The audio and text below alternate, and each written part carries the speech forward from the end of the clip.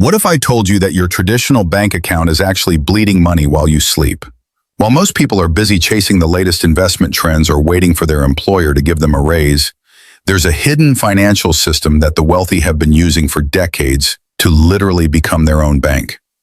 Today, I'm going to show you how to transform your personal finances into a self-sustaining wealth machine using strategies that most financial advisors will never tell you about. Before we dive into these game-changing techniques, let me ask you something. How many times have you checked your bank balance and felt frustrated that your money isn't working as hard as you are? You're not alone. The average American has less than $400 in savings, yet they're paying interest on credit cards, car loans, and mortgages while earning practically nothing on their deposits. This broken system is designed to keep you dependent on traditional financial institutions. But what if you could flip the script entirely? The concept of becoming your own bank isn't just some fantasy reserved for millionaires. It's a practical approach to personal finance that anyone can implement, regardless of their current financial situation. This strategy involves restructuring how you think about money, moving from being a consumer of financial products to becoming the provider of your own financial services. Instead of paying interest to banks, you'll be earning it. Instead of being at the mercy of credit scores and loan approvals, you'll have complete control over your financial decisions. Let me share a story that perfectly illustrates this concept. Meet Sarah, a 32-year-old teacher who was tired of living paycheck to paycheck. She had about $15,000 in student loans, a car payment, and was paying rent on an apartment she could barely afford. Like most people, Sarah was trapped in what I call the financial hamster wheel, working harder but never getting ahead. That's when she discovered the principles of personal finance alchemy. Sarah started by analyzing every dollar that flowed through her financial life. She realized that over the course of a year, she was paying over $3,000 in various forms of interest, while earning less than $50 on her savings account. This revelation was her wake-up call. She began implementing a systematic approach to redirect these interest payments back to herself, effectively becoming her own creditor. The first pillar of becoming your own bank is understanding the velocity of money. Most people focus on accumulating money, but wealthy individuals focus on how quickly money moves through their system. Every dollar should serve multiple purposes before it leaves your control. For example, instead of making a large purchase with cash from your savings, you might use a structured borrowing system where you pay yourself back with interest, maintaining your capital while still acquiring what you need. This leads us to the second pillar, which is creating multiple income streams from your existing resources.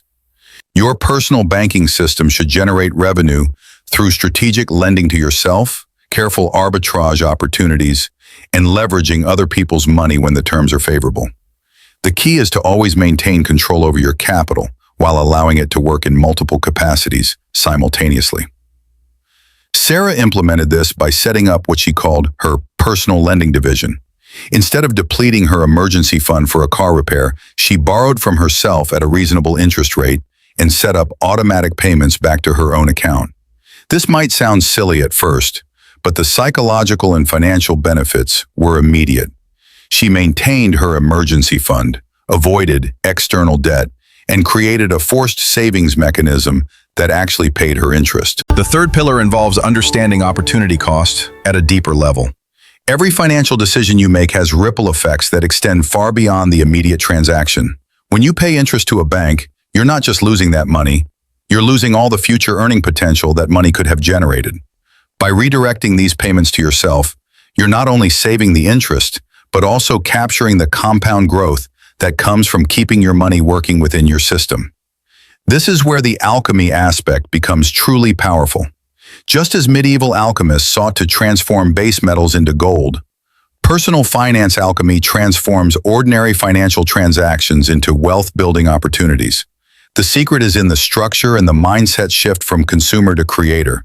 Let me give you a practical example of how this works. Imagine you need to buy a $10,000 car. The traditional approach would be to either drain your savings or take out an auto loan at 5% interest. The personal banking approach would be to borrow from your own system at 4% interest, purchase the car, and then pay yourself back over time. You save 1% compared to the bank loan, maintain your liquidity, and build your personal lending track record. But here's where it gets really interesting. That 4% interest you're paying yourself isn't just interest. It's a forced savings mechanism that disciplines your spending while building your wealth. Over time, these self-directed payments compound and create a substantial pool of capital that you control completely. The fourth pillar is leverage management. Unlike traditional financial advice that often demonizes debt, Personal Finance Alchemy recognizes that leverage is a tool. The key is using good debt to acquire appreciating assets while eliminating bad debt that drains your resources.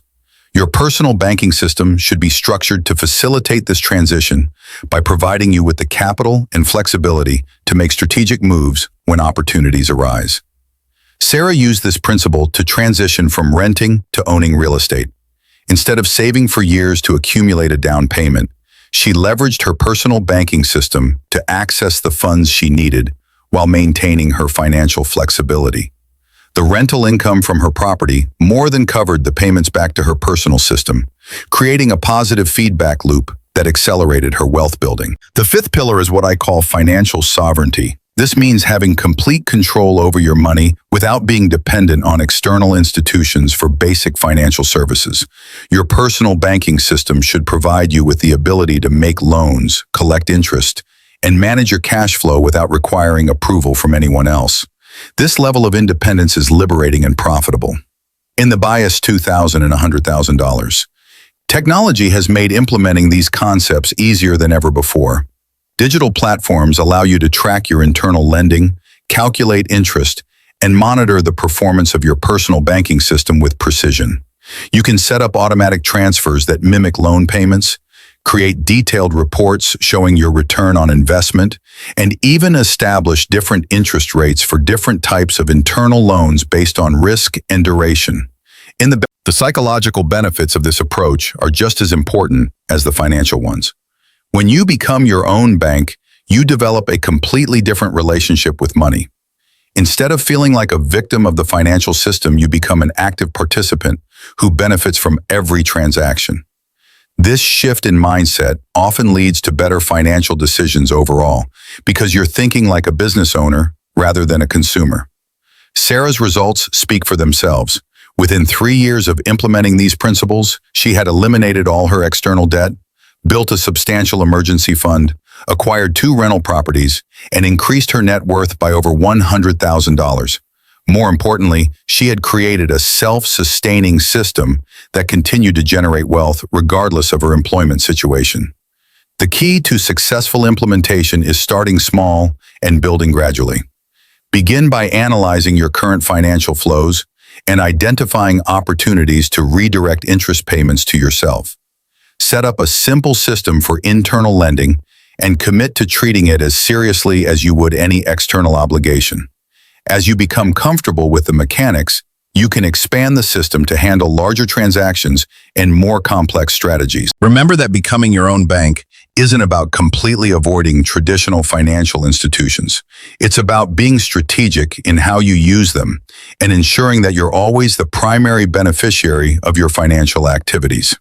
Sometimes bank products make sense, but you should be using them as tools to enhance your personal system rather than being dependent on them. The wealthy understand that control over capital is more valuable than the capital itself. By implementing these personal finance alchemy principles, you're not just building wealth, you're building a system that gives you complete financial flexibility and independence. Your money works for you instead of working for the banks, and every financial decision becomes an opportunity to strengthen your position. Start today by examining one area where you're currently paying interest to someone else. Ask yourself how you could restructure that arrangement to benefit your own financial system instead. The path to financial freedom isn't about earning more money. It's about keeping more of what you already have and making it work harder for you. Welcome to the secret art of personal finance alchemy.